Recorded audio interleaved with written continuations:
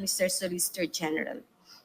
In the 2024 GAA, there is already an appropriation for the maintenance of national roads under its special road fund of 15 million, 1.6 billion under maintenance, repair, and rehabilitation of infrastructure facilities and other related activities, routing maintenance of national roads, and 463 million under maintenance, repair, and rehabilitation of infrastructure facilities and other related activities, routing maintenance of national bridges, all under the DPWH budget.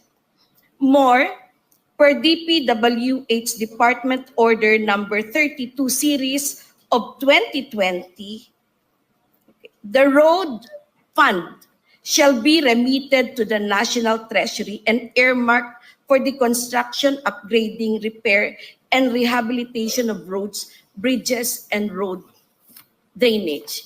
Perhaps each one of us pays the road tax each time we renew our licenses or we register our cars. Mm-hmm. Considering all these fundings, why is there a need to get additional funds from PhilHealth for the same road maintenance under the category of unprogrammed appropriations?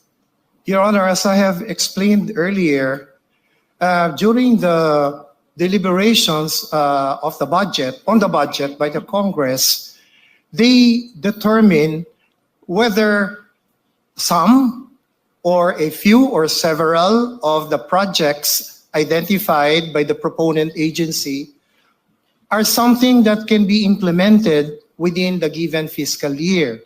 So I cannot speculate, but I can only think of the reason that they may remove some of these specific projects identified in their belief that they cannot be implemented anyway or can wait until some future time, and therefore they remove them from the programmed appropriations. Programmed appropriations, what I understand is this.